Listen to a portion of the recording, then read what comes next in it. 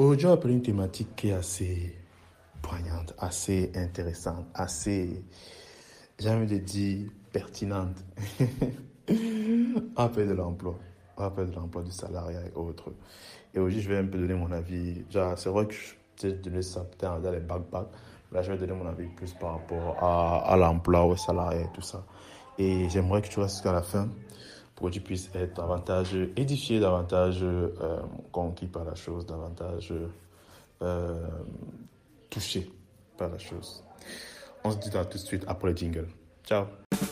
Bienvenue dans Afrique Online, le podcast qui t'apprend à gagner de l'argent sur Internet depuis l'Afrique. Il est présenté par Gaston Técu.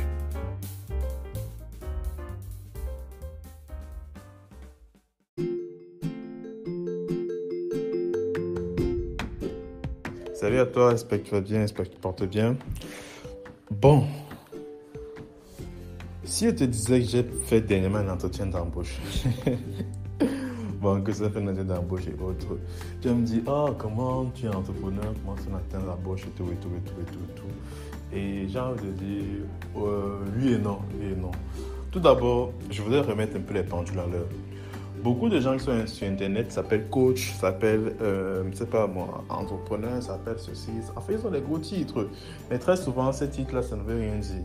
Dans le sens où, très souvent, ces titres-là, c'est juste des titres pour décorer. On dit ça comme ça. Des gens qui ont lu des choses dans les livres et qui, par la suite, les vous transmettent comme ça. Et j'ai vu par exemple un entrepreneur que je vais peut-être le nom. Lui, il a vraiment beaucoup de succès, vraiment beaucoup de succès. Et ce qui se passe, c'est que les gens souvent prennent ces screenshots de paiement, ils mettent sur leur story. Il a déjà montré une des personnes qui l'ont déjà fait. Donc, je te peux dire que très souvent, ce qu'on voit sur Internet n'est pas forcément la vérité. La vérité peut être vraiment tout autre chose. Et c'est un peu ça. Maintenant, revenons à mouton. Concernant l'entrepreneuriat et le salariat. Honnêtement, beaucoup de gens vont te dire que non, vraiment, faut quitter ton emploi. L'emploi, le salariat, c'est la merde. Le salariat, c'est l'enfer. Le salariat, c'est pour les gens nuls, pour ceux qui n'ont pas réussi de la vie, pour ceux qui n'ont pas le courage de saisir leurs rêves. Bref, il faut te raconter beaucoup de choses par rapport au salariat. Et voilà. Je ne suis pas trop de cet avis, parce que, par exemple, dans ma formation WhatsApp, j'explique que le salaire est une source de revenus. Le salaire est une source de revenus. Ce que le salariat et que l'entrepreneuriat n'a pas, c'est une sorte de, je ne veux pas parler de sécurité, mais de régularité. Tu vois un peu? Dans le sens où tu as un salaire chaque mois qui tombe. Là, c'est quasi garanti que tu auras chaque mois. Donc, chaque mois, tu as un salaire qui tombe et à partir de cela, tu peux faire des prévisions, des planifications que, bon, je vais faire X, Y, Z à partir de ça.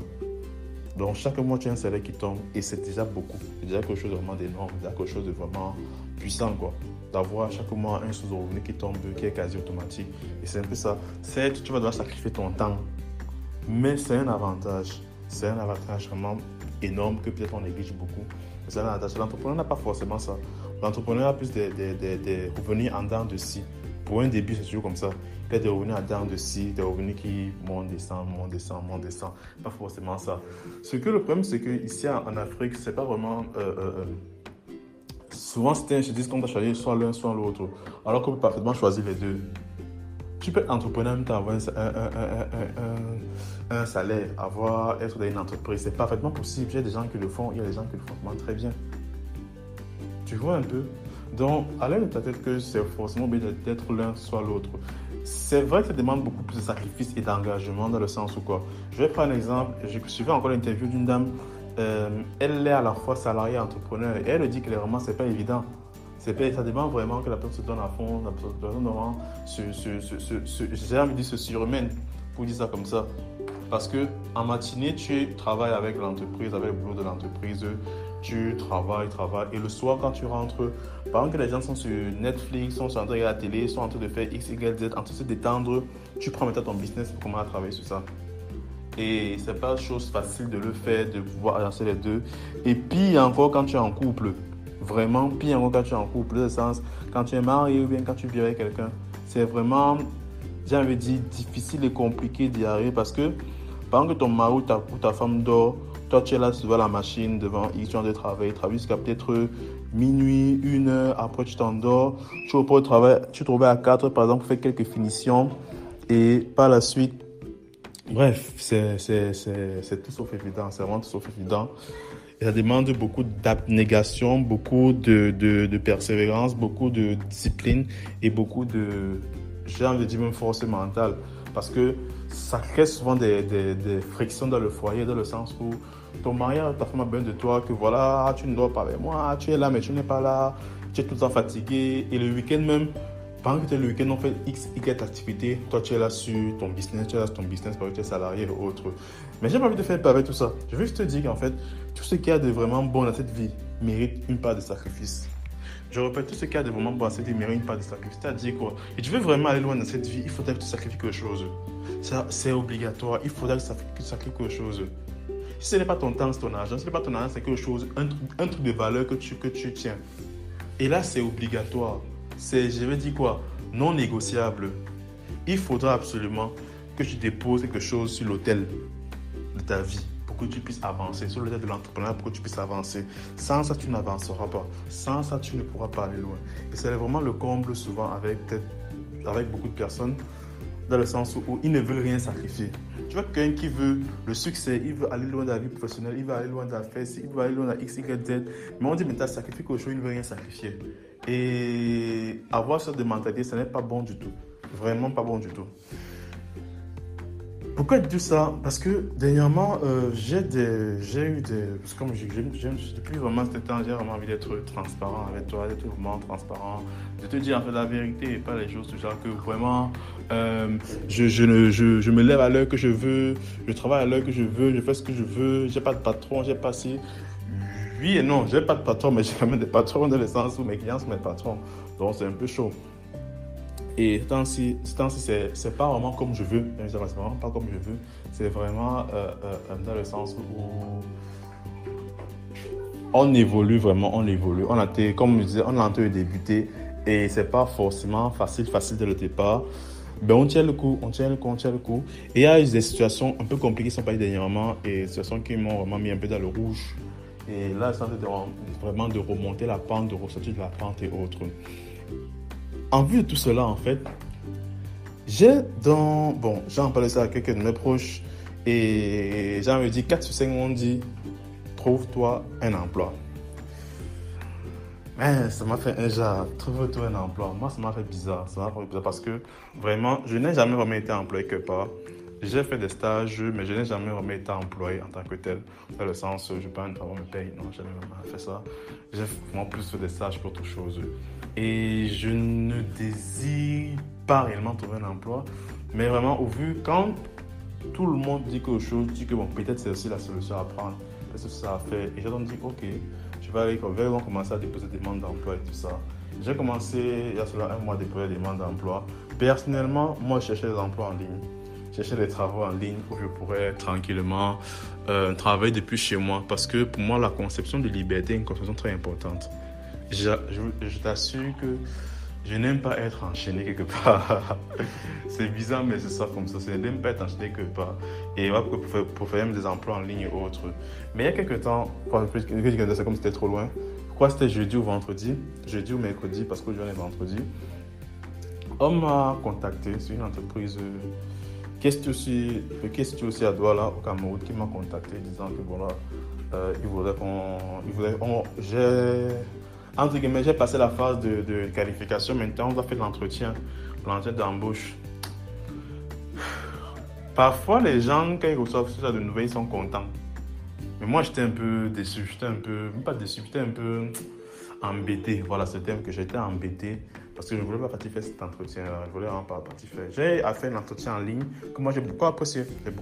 Mais par contre, l'entretien-là, ça me disait trop rien. Parce que c'est d'abord assez loin de chez moi. Et en plus, c'est quoi? C'est genre... J'ai un peu une idée de ce que je vais faire là-bas. Donc, c'est plus la prospection, un peu chaque chose. Et ça me disait vraiment trop rien. Je réfléchissais en fait. Parce que j'ai un peu vu voir le titre de l'emploi. C'était quoi? Machin marketing, j'ai oublié quoi. Ça me disait un peu, j'étais un peu sceptique par rapport. Et moi, je n'étais pas trop, j'appréciais pas trop. Et bon, Ah, une dernière chose, avant de continuer, petite parenthèse. S'il te plaît, je vois que beaucoup ici écoutent le podcast, mais n'ont pas mis de notes sur iTunes ni sur truc. Vraiment, ça aide beaucoup le podcast quand vous mettez des notes, quand vous mettez des avis. C'est vraiment important. Dans le sens, ça permet de mieux référencer la chose. Parce que lorsqu'on écoute, mais qu'on ne met pas d'avis ni de notes, c'est compliqué. Donc, s'il te plaît, mets pause. Va sur la page d'accueil du podcast, en cliquant juste sur le nom du podcast, tu descends jusqu'en bas, tu vas voir, il y a les avis, c'est-à-dire le nombre d'étoiles et un commentaire. Ça m'aiderait vraiment beaucoup que tu le fasses. Donc, s'il te plaît, avant d'aller plus loin, mets pause et vas-y. Je te laisse le temps de partir le faire et tu reviens. Ok, je pense que tu l'as déjà fait. Comme je disais, en fait, j'étais pas tellement enjaillé de partir faire ce job. Ça me fatiguait, limite, c'est... Voilà. J'ai réfléchi parce que j'étais dans le doute. D'une façon, j'ai besoin de cet argent-là parce que je veux lancer de nouveaux projets. Je veux réparer certaines erreurs que j'ai commises, mais je manque de budget. De l'autre côté, c'est quoi? J'ai pas vraiment envie de le faire parce que ça me dérange, ça me gêne vraiment. Et moi, je te peux partir dans le sens que, Seigneur, vraiment... Qu'est-ce que toi tu dis? Qu'est-ce que toi tu dis vraiment? Parce que je veux bien faire ce que je veux, mais je veux faire aussi quelque chose qui est à ta volonté. Je veux parler contre ta volonté, je veux parler contre tes principes et tes exigences. Et je ne sais pas ce que je faisais. Quand je suis parti acheter quelque chose, je me posais vraiment mille et une questions. Est-ce que c'est bien? Est-ce que c'est pas bien? Est-ce que je pense bien? Est-ce que je pense mal? Parce que je ne comprenais pas et j'étais plus poussé par le désir de j'allais me dire quoi? Je ne vais pas dire aider mes proches, je ne vais pas dire... j'étais plus peut-être le désir de... Désolé, je fais un petit rangement. J'étais plus peut-être le désir de me débarrasser de la chose que autre chose. Donc vraiment, j'y allais avec le cœur lourd. Ça n'allait pas physique, ça n'allait vraiment pas. Et je me posais les questions, je me posais mille et une questions que vraiment, qu'est-ce que je dois faire? Qu'est-ce que je peux faire? Qu'est-ce que je dois vraiment faire? Parce que tout le monde me dit une chose, tout le monde me dit que voilà, il faut faire comme ça, faire comme ça, faire comme ça. Et moi, je suis là, je sais pas en fait, je sais pas. Et logiquement, c'est la meilleure des choses à faire, vraiment, c'est la meilleure des choses à faire. Et au moment là, en fait, quand je me posais des questions, j'ai reçu une parole dans mon esprit. Et la parole là, c'était inspiré c'était un verset, Romains chapitre 14, le verset 23. Là, il est écrit, mais celui qui a des doutes au sujet de ce qu'il mange est condamné parce qu'il n'agit pas par conviction. Tout ce qui n'est pas le produit d'une conviction est péché.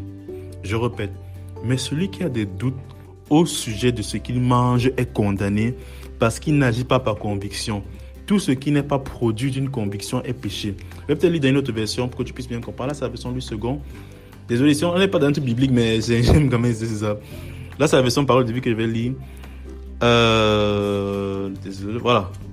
Celui qui mange un aliment en n'étant pas sûr de bien faire, celui-là, Dieu le condamne. En effet, il n'agit pas en accord avec sa foi. Et quand il n'est pas en accord avec sa foi, il commet un péché. Et là, ça m'a fait... C'était comme si dans ma tête, il y avait le brouillard total et après, on verse l'eau.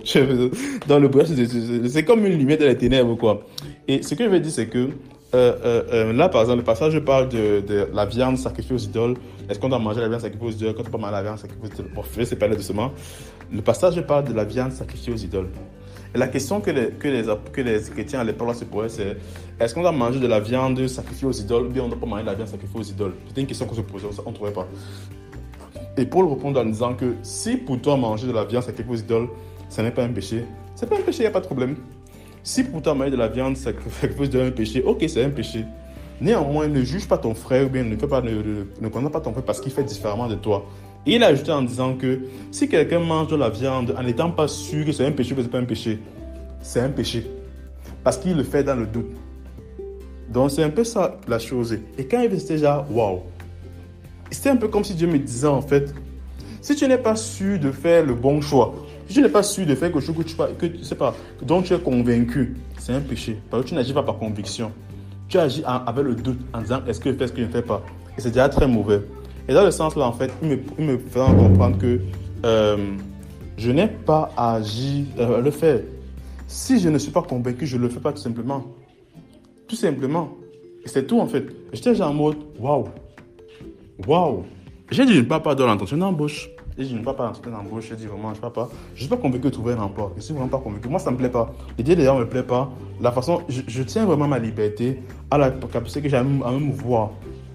Dès qu'on m'appelle un endroit, je pars. On m'appelle un endroit, je ne pars pas. Donc, cette liberté-là, je tiens vraiment à ça. Et je n'aimerais pas la perdre pour quelque chose, pour un emploi ou autre chose. C'est vraiment quelque chose qui me tient à cœur. Et voilà quoi. Et donc, on dit que bon, j'ai des objectifs à atteindre, j'ai des choses à faire, mais je ne sais pas comment y arriver. Mais je vais trouver un moyen d'y arriver sans pour autant sacrifier mon temps. Et c'est vraiment ça l'objectif que je me suis fixé. Actuellement, est-ce que je vais regretter mon choix? Je ne sais pas, mais c'est que je vais assumer mon choix. Je vais totalement assumer mon choix et voilà. Donc, je te partager ça aujourd'hui. Je te dis que si tu as des doutes par rapport à un sujet, par rapport à faire une action, ne pas faire une action, moi, je te recommande de ne pas le faire du tout. D'attendre d'être convaincu de la chose avant de poser l'action. Si tu n'es pas convaincu, ne le fais pas. Vraiment, tu n'es pas convaincu, ne le fais pas. Tu peux être dans le doute, tu peux être dans un brouillard, comme je peux le dire. Et si tu ne sais pas qu'est-ce qu'il faut faire, mieux tu ne fais pas. Non, la question n'est pas qu'est-ce qu'il faut faire, mais est-ce que l'action que tu peux poser est la meilleure action possible? Si tu doutes, si tu ne doutes, tu es un peu dans le doute là, papa, laisse d'abord. Parce que je vais aussi faire une petite précision. Il y a une différence entre le doute et la peur. Le doute, c'est quoi? Je ne sais pas ce qu'il est mieux de faire. Voilà le doute, je ne sais pas ce qu'il est mieux de faire. Je ne sais pas, est-ce que pas ici, est-ce que pas là-bas? Tu doutes un peu. La peur, c'est que j'ai peur de faire telle chose parce que peut-être après, il y a ci, ça et autre. Tu vois? À ne pas confondre. Quand tu lances un nouveau projet, tu as peur que ça ne donne pas. Ça, c'est automatique. Quand tu as un nouveau projet, tu as forcément peur.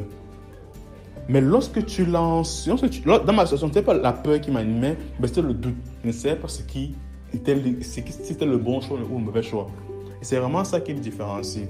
Donc, je vais juste te rappeler, en cas de situation où tu doutes, où tu agis avec le doute, mieux vaut ne pas agir, attends d'être convaincu. Vraiment, si tu es chrétien, tu pries, Seigneur, convainc-moi. Ce qui est de mes vœux dans le christianisme, c'est que tu es capable de causer avec Dieu. Tu es capable de causer avec Dieu, de dire vraiment, comme tu vois là, il y a ci, il y a ça qui me tracasse et autres. Et lui, il est capable de te répondre. Ce qui me veut le christianisme. Je ne sais pas si c'est comme ça les autres religions, je ne sais pas.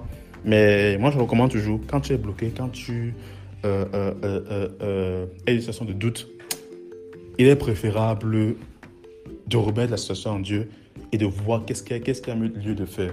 Moi, ça m'a beaucoup aidé. Je pense avoir également t'aider. Et je vais aussi rappeler deux dernières choses avant de nous quitter. Un, Dieu parle par sa parole. Donc, il faut que sa parole soit ancrée dans ton cœur. Sans ça, il ne peut pas te parler. Dieu prend les termes de sa parole pour pouvoir te parler de ce qu'il veut, de ce qu'il ressent, de ce qu'il voudrait pour toi. Mais s'il n'y a pas sa parole, il ne pourra pas te parler. Là, il faut être clair par rapport à ça.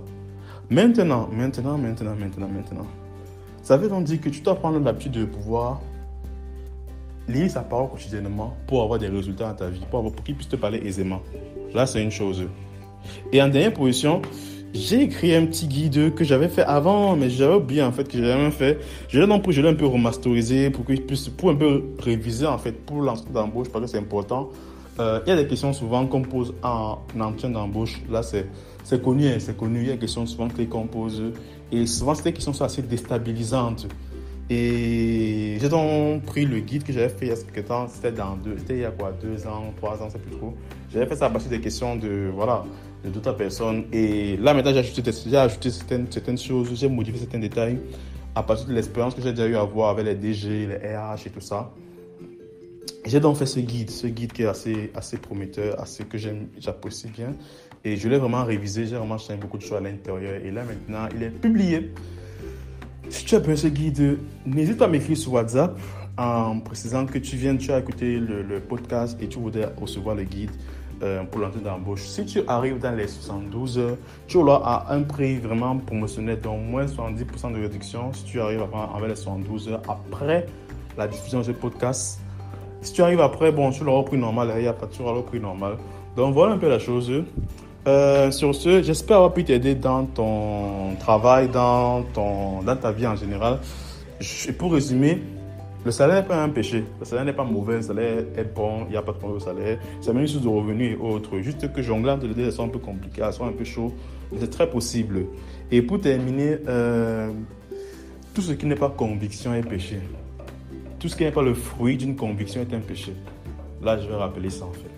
Donc voilà, j'espère que tu pourras me joindre sur WhatsApp pour que je puisse te donner ton guide à prix réduit si tu viens à 112 heures. Sinon, bon, tu peux toujours me contacter sur WhatsApp. En gros, il n'y a pas de souci, j'aime bien causer avec les gens. Et tu me suis sur différents réseaux sociaux, notamment Instagram et Twitter. Allez, on dit donc à la semaine prochaine. Ciao! Merci d'avoir suivi notre podcast. N'hésitez pas à nous donner une note sur iTunes, à nous suivre sur nos différentes pages pour être informé en temps réel de nos différentes promotions et offres. C'était Afrique Online, le podcast qui vous apprend à gagner de l'argent sur Internet depuis l'Afrique. Et on se dit à la semaine prochaine.